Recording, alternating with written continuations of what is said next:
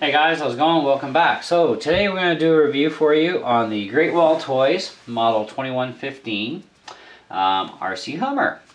It's a 143 scale, so it's not very big. Okay, if you look at my laptop here, I got a 17-inch screen. This thing's pretty small. You can actually sit it right on the remote. Okay, so it stacks nice on the shelf. Anyway, so what have we got here? Okay, when you take it out of the box, of course you're going to get a manual. I would advise reading it. You get a USB cable for charging off your computer with, or a USB charge device. You get, of course, your car and your remote, and you're also going to get a LiPo battery that must come out of the car every time you want to recharge it. Okay, so if you're giving this to a little kid, you're the adult, you're responsible, so you're going to have to take it out and put it back in.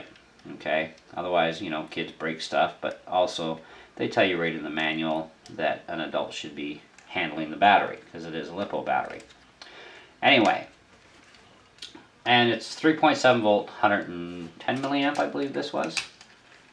Yep, 110 milliamp. And it just tucks away nice in there. Okay, the transmitter is a 2.4 gigahertz. Has a digital display on it, which is really cool. Okay, you've got full digital speed control and digital steering. Okay, you also have a fast and slow, so your bind button here, if you press it, there's now full throttle. It's about half. Now you can push this on the fly too, and that's a lot of fun. And then it'll just floor itself completely.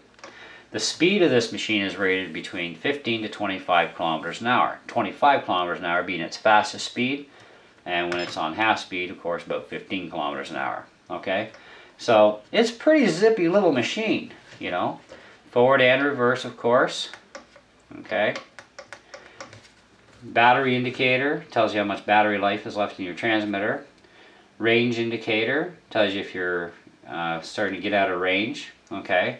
I've had this thing out 100 feet already easy, still going, and I'm like, wow, that's amazing for a small little machine like this. That is just crazy, you know. Let's turn some power on here. Now you'll notice the lights are flashing, they'll stop. So, and you can turn the car on first and then the transmitter. It really makes no difference on this thing, you know, but you should always turn your transmitter on first anyhow. Especially on 2.4 gigahertz, and then turn on your vehicle. Now, of course, you see we do have headlights. They only activate, oh, let me get a better angle here. They only activate when you got the throttle on, and as you give it more throttle, they're going to get brighter. Okay. Now, when you go in reverse, okay, so I'll go forward first. They don't go on, right? Go in reverse, and your back lights go on. And of course, digital speed.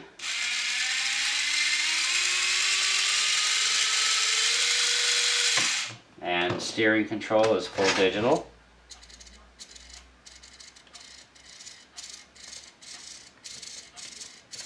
Now what I thought was really neat was this control knob underneath the remote.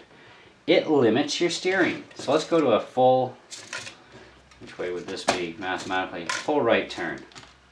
Okay, now I'm just going to turn the knob here. You watch the tires.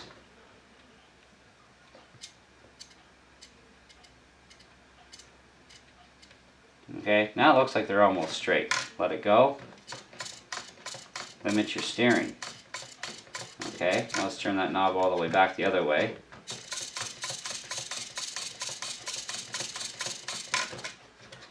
Back the other way. Okay, so you can customize how your Hummer drives for steering control. That's like totally awesome. And this is toy grade, right? A lot of fun. Okay, you can also drive the car with the antenna and the screen down too, by the way. I've done it, works great. Now let's turn this off. Now let's look at the underside of the vehicle a bit. So your steering trim is controlled by the remote. Actually, I should have mentioned that. Trim control, steering trims left and right, so you can straighten out your car. Throttle control as well for setting your throttle, okay, for how sensitive it's going to be. Works really well. I like that feature. Now your fuel gauge does nothing, your temperature gauge does nothing. These other two indicators do nothing. And of course your battery indicator tells you your battery, and your range indicator. Now one thing you'll notice right now, the car is turned off but the radio's on, and it says the car is in park. Okay, then you've got neutral, drive, reverse. Okay, so let's turn this off and back on. It says it's in park, which means it knows the car is not powered up. So let's power up the car.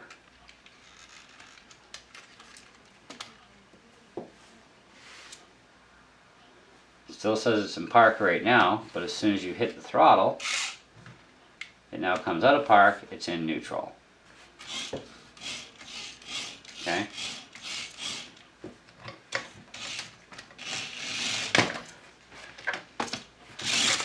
Pretty zippy. Let's try that again. A lot of fun. Alright, so let's get on with the rest of this review. Rear suspension, functional. Front suspension, meh, not really functional. Just more for looks than anything. But I guess it's got a little bit of functionality there. But the rear end's got more functionality to it. The motor in it is actually a brushed motor, and it's a fairly large motor. It's out of the same motor they use in the SO-31 helicopter for its tail motor, and many other helicopters. 2.4 gigahertz is nice because it just binds. You know, you don't have to worry about ABC switches, or, you know, 24 megahertz or 27 megahertz, 40 megahertz, 30 megahertz. You know, you can buy 5 of these things and run them all at the same time if you want to, and you all can have fun, you know, and you just turn on, bind, turn on, bind, turn on, binds, you know, no problem.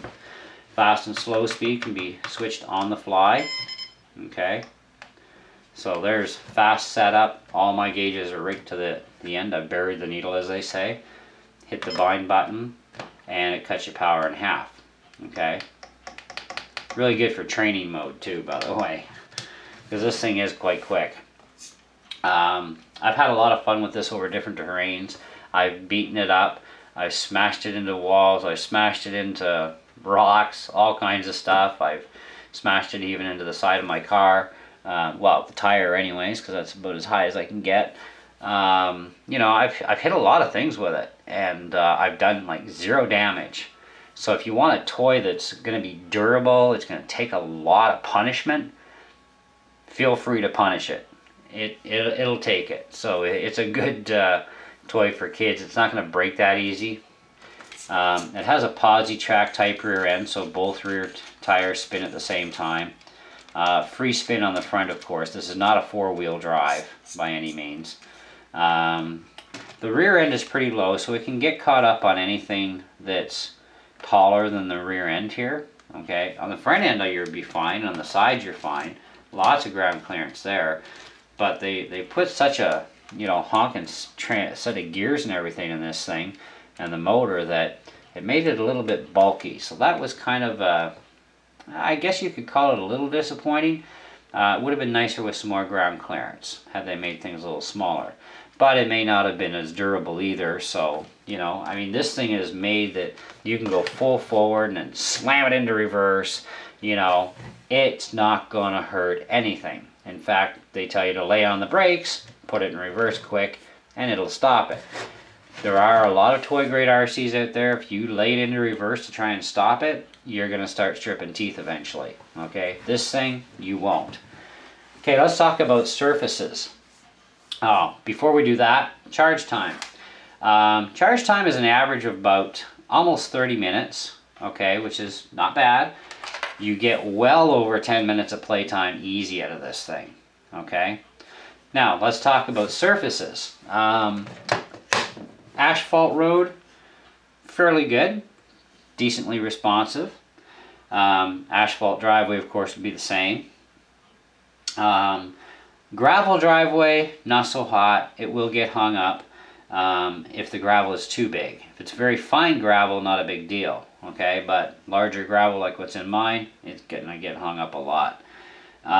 Grass, not so good. Even the shortest cut grass, golf course quality grass, it's not going to do that well, okay? In fact, it's going to get stuck more than it's going to move, okay? Sand-wise, not suggested to take this to the beach. It's not going to go anywhere real fast, you know what I mean? It's just not going to move. Hard-packed sand, I've got a lot of that in my driveway. It actually runs fairly decent on, okay? But if it does hit a rut, it can get hung up and you'll have to get it unstuck. I wouldn't suggest rock climbing with this thing. It's just not made for that sort of thing. It's not what it was built for. So you're not going to be doing any rock climbing with it anytime soon. If you want to jump this thing, it's got enough speed. You can build yourself some jumps and it'll jump. And that'll probably be the massive amount of torture that you're going to be able to put it through, is to make it jump. And that's when you're going to probably start scratching up the paint job, and eventually you'll start breaking stuff when you start jumping this thing, because it actually has a fair bit of weight to it. It's not heavy, but when you're talking about something for jumping in this size category, it's a little clumsy, you know. And I really don't think they intended it for jumping, but I know a lot of kids are going to do it, and so are adults. So, you know, be aware, if you start jumping with a Hummer, you're going to start breaking stuff down the line eventually. Okay, but if you drive it as you normally should and have the normal beating up with it, should last you for a long time. Okay. Now I know guys are going to ask the question, well, can we upgrade to a bigger LiPo battery inside? I don't know yet. I haven't gotten that far. I just spent the last week terrorizing this thing and breaking it in and making sure everything's good on it and seeing how well it performs. It's going to need at least 5 cycles of the battery for the battery to not only perform properly but also the truck, because it needs break-in time. Every brushed motor needs to break in and set itself up when it's brand spanking new. Same with your gear train. It's got to break in properly. Your servos, everything's got to have a little bit of a break-in time. And for me, it took about 5 cycles, and now I'm actually quite happy with this thing. After my first 2-3 cycles, I was like, do I really want to sell this in my store? You know, like, it's nice, it's fast, but when I went into a steep turn, it bogged it down way too much, like very unacceptable. Now, it's not so bad. I've actually got it broken in, and I've also figured this thing out, so I'm much more happy and content with this machine, and it's something that, yes, I'm going to continue to sell in my store, providing people buy them. You never know what people want to buy. That's the thing, so you got to have selection, right?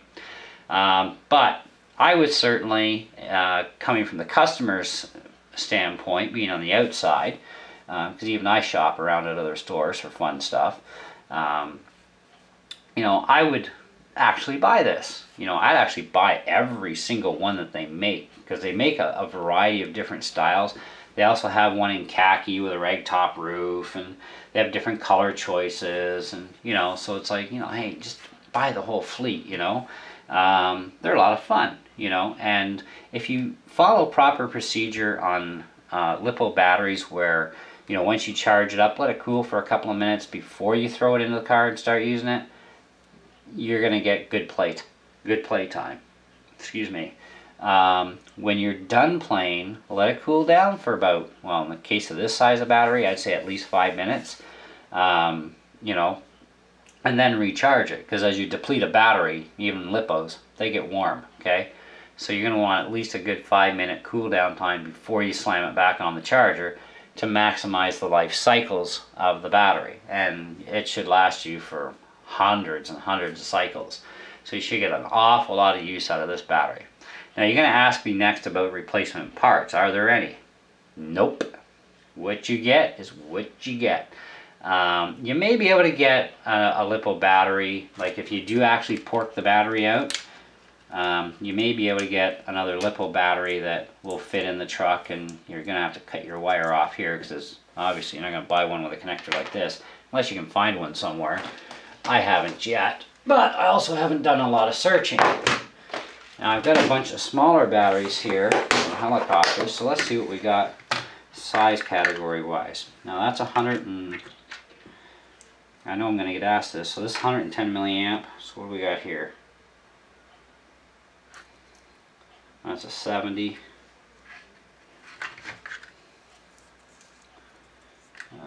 This one here. Oh, there's 140. Well, 140 fit in there. It's not going to fit in there and close. It's a little too wide. That is definitely way too big. That's a 180. So you could easily fit a 70 in here.